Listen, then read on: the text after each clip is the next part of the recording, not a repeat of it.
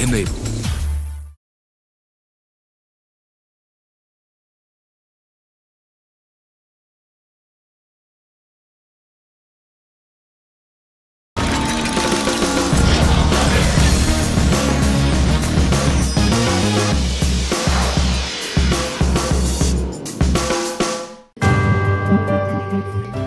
Confederation of Indian Textile Industry, or CITI, recently organized the Global Textiles Conclave 2018 at Vigyan Bhavan, New Delhi, as part of its Diamond Jubilee celebrations.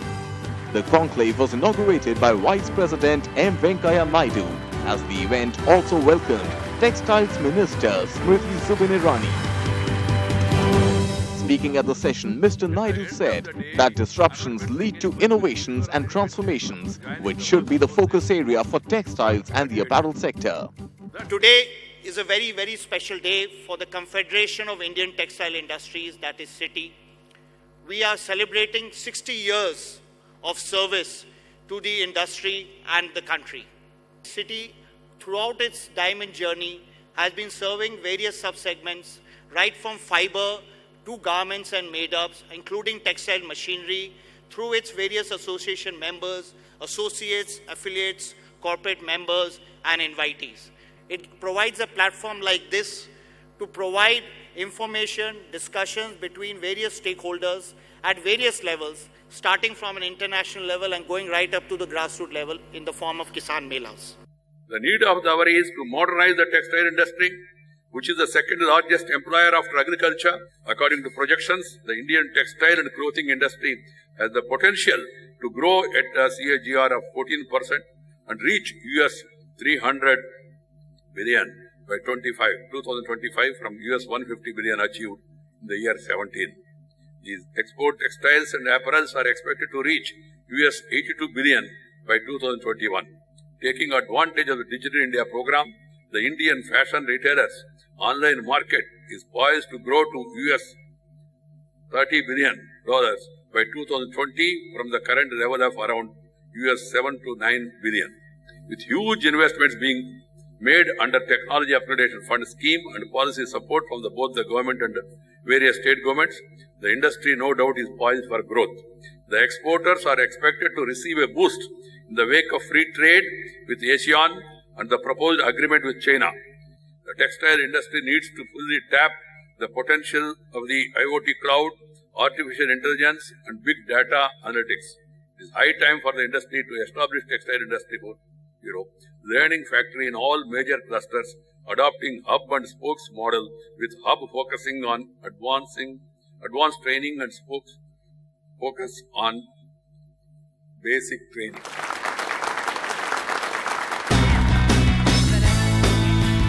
Textiles Minister Smriti Zubin Irani delivered the keynote address, where she talked about initiatives such as Silk Samagra and Samarth, introduced by the government to support the Indian textile value chain. And I would like to here claim to the industry that the government is committed, be it the handmade cloth, through the Silk Samagra government's concept of dedicating over 2,000 crores to the development of the silk industry, or be it the Samarth scheme, where capacity building has been allocated a fund of 1,300 crores, to the package for garments and made-ups, where the ROSL has seen a 6,000 crore boom for the industry. The government continues to be committed to the growth of the Indian textile industry. CITI has, amongst its members, celebrated the fact that during September 2018, one saw a 21% increase in production in the textile and apparel sector. CITI, through its chairperson and its body, has today recognized and told the entire world that the Indian textile and apparel industry has registered a growth of around 24% during October 2018, and apparel exports have shown a significant growth with regards to the same time period of 36%. Today, the Ministry of Textiles has identified 12 emerging markets for growth in the future and diversification, and I am assured by the chairperson that CITI will be a partner in these 12 emerging markets for the entire sector to benefit domestically and internationally.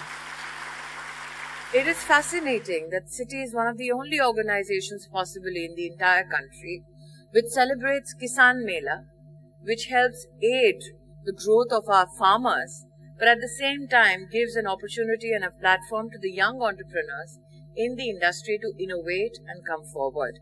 I congratulate this endeavor of Citi, where you balance the farm to fashion to foreign concept, as has been enunciated many a times by the Honorable Prime Minister.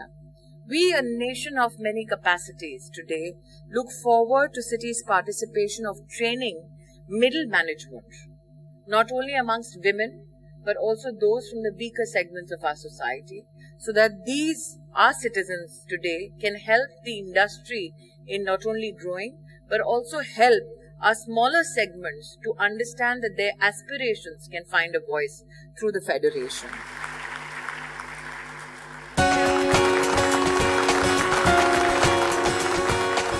The Vice President conferred the Lifetime Achievement Award to Suresh Kotak, Chairman Kotak and Company, and also presented Pioneering Awards to Shekhar Agarwal, Vice Chairman RSWM, B. Natraj, Managing Director KPR Mills, Neeraj Jain, Joint Managing Director Vardhaman Textiles, and Sanjay Jayawardhanavelu, Chairman and Managing Director LMW.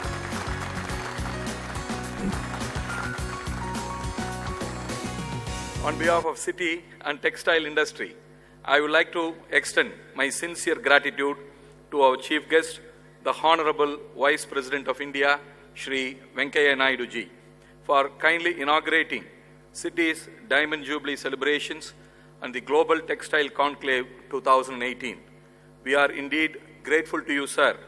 Let me conclude this inaugural session by sincerely thanking the Citi Secretariat. Best wishes for the success of the event. Thank you all once again for your kind support and participation. Thank you. Achievements they have recognized, and I am glad, I am thankful. Award is a reward from the society, no doubt. But we have to keep up. Sometimes what happens that after getting the award, people feel that they have achieved everything in the world. No, you are starting to improve. The winner for the first of its kind InnoTex 2018 is Mr. Sriram Pothiraj for his 32% reduction in energy consumption in running air-jet looms. In his address on Day 2, Minister of Commerce and Industry and Civil Aviation, Suresh Prabhu, advised industry to conduct brainstorming sessions on current challenges and opportunities and prepare a roadmap for the future of the Indian textile sector. Very soon, we'll be announcing the new industrial policy. This will be only the third time India would be announcing it. First was in 1956, second was in 1992, and it is the third time. And a lot of work is going into it. And in fact, it was ready for some time, but I am delaying it because before we actually go to the cabinet, even action plan of implementing the policy is being worked out. So it is not policy, but in a way we'll unveil the action point as to how we are going to implement it. And in that, one of the key components, there are many components, but concerning to you, is we are talking about modernizing the existing businesses. How do you make sure that industry like this, textile, how it can be modernized to face new challenges, at the same time embrace the new opportunities? And therefore, I am sure this is something which will be a right time. If your study is ready, will help you as the Minister of Industries. As Minister of Commerce, I will tell you, we'll do everything possible to promote export of textiles from India. Intensive crop where the world is completely short of cotton. The theme for the first Leaders Speak was the future of Indian textiles and apparel industry, which witnessed an interaction with industry captains. I'll start the dialogue with Suresh Bhai. What do you see the prospects of cotton fiber as such, and what can we do with regard to total cotton economy? It's not difficult. India can easily produce 5 crore bales of cotton, and polyester will only be, of course it will be there, but its progress has a limitation due to environmental factors which are emerging, and that is why the cotton is to stay and cotton will always stay.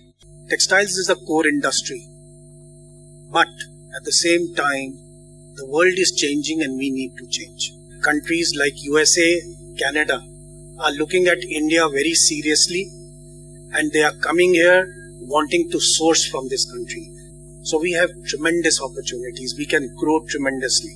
One is, Rakesh ji, if you can throw your light, Banswara being in the synthetic industry, a very leading textile company, fully integrated.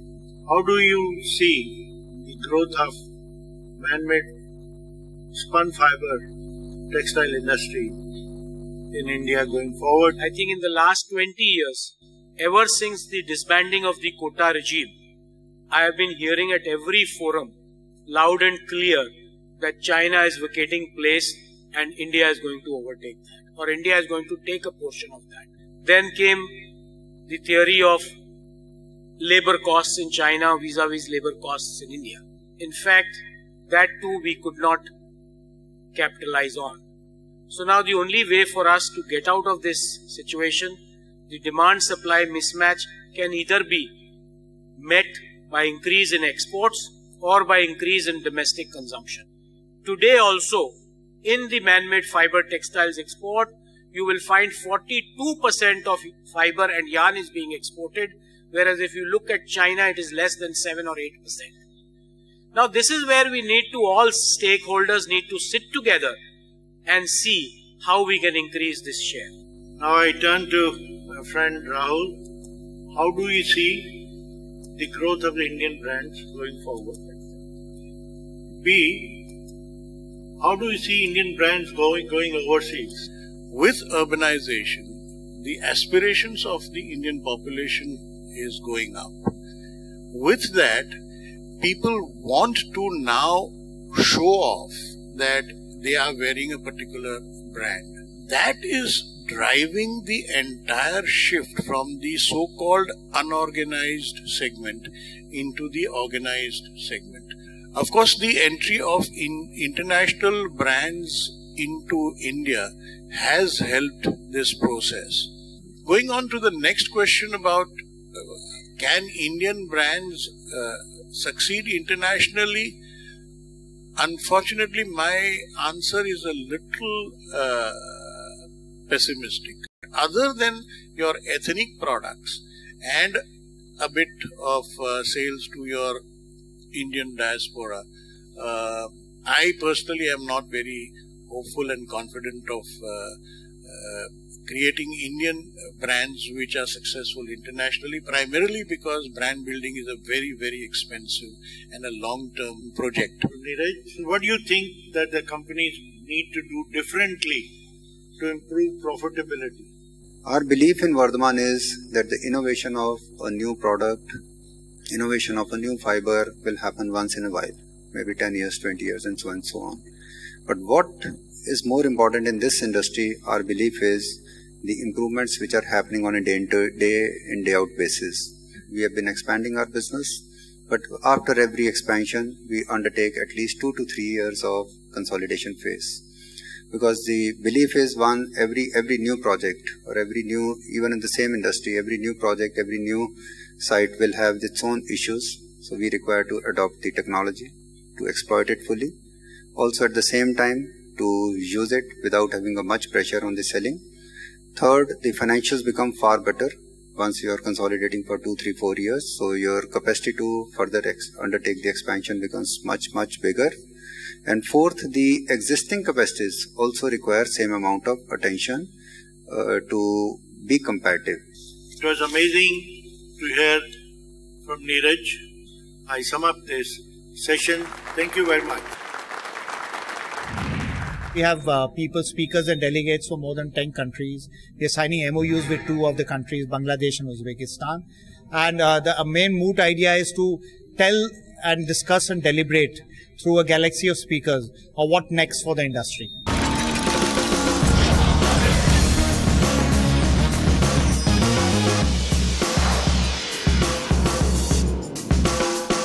We're ready to commence with the proceedings of our next session, which is also a panel discussion session.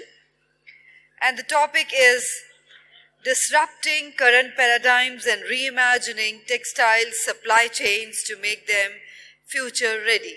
The first question to Bangladesh, which has shown fantastic growth, if you can give us some insights, where do you see Bangladesh in the future? Where will it grow? What is the strategy? We need more investment in backward linkage industry to improve lead time. That is for Bangladesh. Factories with higher value-added capacity and flexible quantity will get more preference. Technology and digitalization, especially robotics, data analyst, and artificial intelligence will change the competitiveness scenario in near future. How do you see it? Because your customers are the brands. They source with you, through you. Do you see all these changes and disruptions coming in, and how will this impact the garmenters? We have legend heads and brand heads as our members who are managing 30, 40, $50 million of business, maybe 300 million from only one or two companies, wherein the same legend head or their counterpart in China or any country, they're looking at $1 billion of sales from one factory. We are nowhere there actually. So disruptions will have to be here. Well, if we don't disrupt our ways, definitely our industry will get into a destruction mode. Simply put, on our planet today, Africa is the last frontier for apparel sourcing. And it is the last frontier for two reasons. The rising production costs, the fact that global buyers and retailers are demanding more sourcing. The second reason is duty-free market access. Apart from that, looking at it in an Indian lens, all the least developed countries in Africa, and that is we are talking of 48 out of 54, have duty-free trade preference access vis-a-vis India. Apart from that, there are many other advantages, but I would say go east, young man, before somebody else takes it over. Please join me in giving them a warm applause. Thank you very much. The next session is on improving profitability of India's textiles and apparel industry. And may I now welcome on the stage our distinguished chairperson and moderator for this session, Mr. D.L. Sharma, Vice Chairman, City. I first request Navdeep just to throw lights on how the industry is faring in other countries like China or Bangladesh or Pakistan. We know that may be much better in some places, but you will have the first-hand experience of interacting with those industries and what lessons we can take from them. In terms of global competitiveness, the first issue is, of course, a clear vision and a strategic intent. The second point is the enabling environment. The third factor is the establishment of a complete, what we call as the textile ecosystem. The fourth factor is the integration of the country with the global supply chain. This is most important. And the fifth is the size of the overall size. Mr. Kandelia, India is still a dominantly cotton textile industry.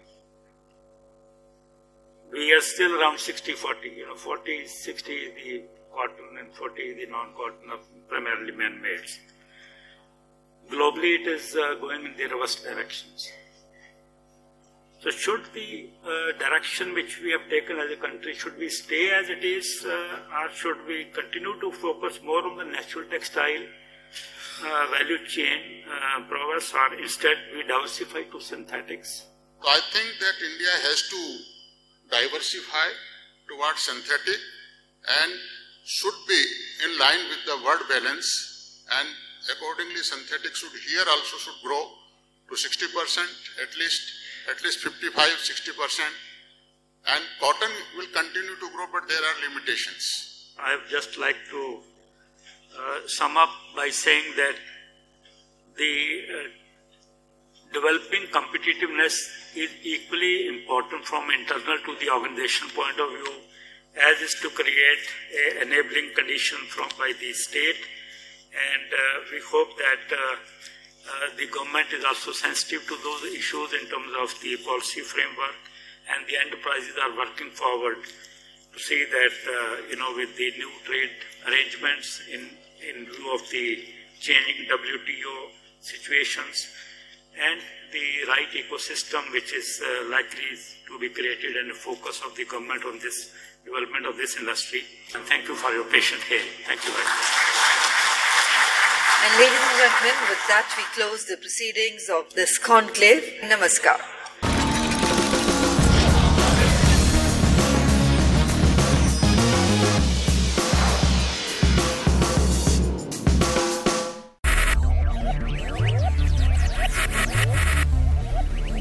Focus, ideate, innovate, enable.